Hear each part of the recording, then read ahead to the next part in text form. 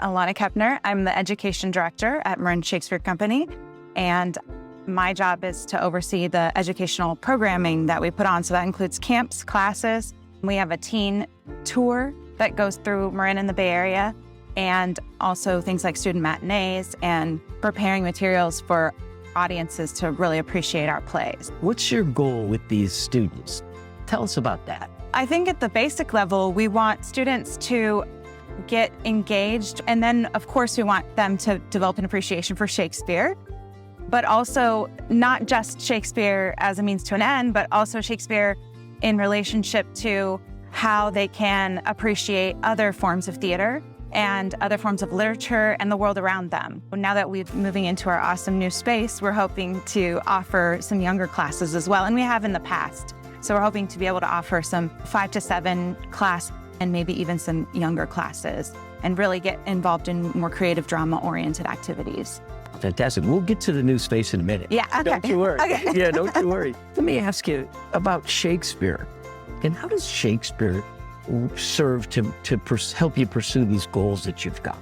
What about Shakespeare actually helps these students? I think that's a great question, especially when we think about, and we talk about this a lot in terms of our philosophy about where Shakespeare's role these days when we're trying to make sure that theater and our world is more inclusive. And so we're trying not to put Shakespeare on a pedestal and say everybody must achieve this certain standard in order to perform Shakespeare, and you're not good enough the way you are. We really want students to understand that everything that they are is enough for Shakespeare, and we really want them to connect to Shakespeare on their own level versus feeling like they have to put on a voice or an accent or be something bigger or smaller than what they are, or try to contain their personality in a tiny piece of text. But also not just Shakespeare as a means to an end, but also Shakespeare in relationship to how they can appreciate other forms of theater and other forms of literature and the world around them. And not all of our programs are oriented just in Shakespeare. When we work in the schools, we work with all kinds of poetic texts. A lot of times I find younger students, no one's told them anything about Shakespeare, so they come in with just an open mind and ready to use their imaginations the way they would in an imagination game or in the imaginary play that they do by themselves. And that's really inspiring for me. All right. So let's talk about the new theater. Yeah. And so I bet you're excited about it. So excited. And what is it going to mean to your education programming? What impact is it going to have?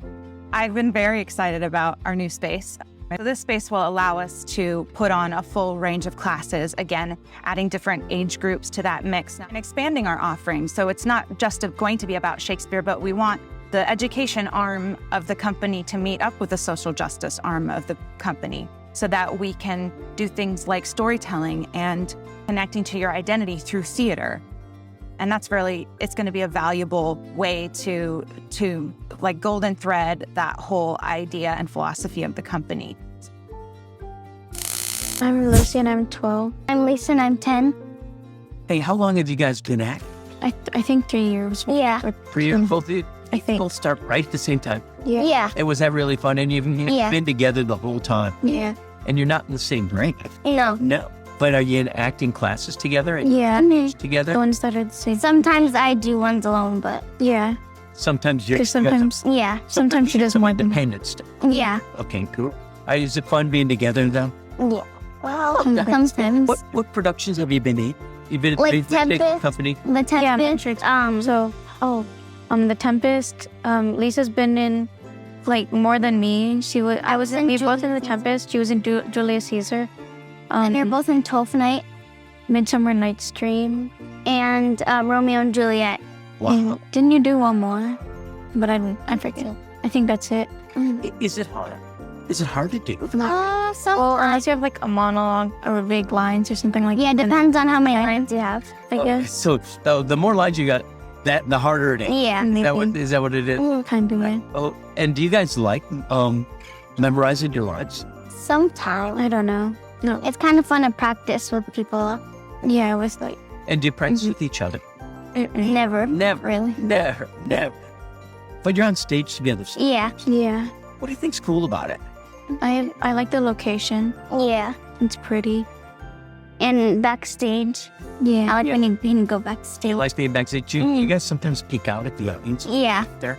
Yeah. You gotta be careful they don't see you peek. Yeah. Right. Tell me a little bit about getting ready for for a production. What's that like? Is it busy? Kind of. You memorize your lines, get a costume that you think would be good, or they give you a costume. You act it out a lot. Mm-hmm. You have to Do different scenes. practice the scenes with your friends, or just practice the scenes. And if you have any fight scenes, you're gonna want to practice those a lot. Oh, The those. fight scenes. Yeah, I like Yeah, fight that'd be scenes. fun. Yeah. It's fun to get your costume for. So you like the costume? Yeah, because we get to tell them what we think would be good for our character, what costume we want, and they'll get something that's it Yeah. or close to it. It's kind of fun because you meet a lot of new people. We Yeah, we made a lot of of friends.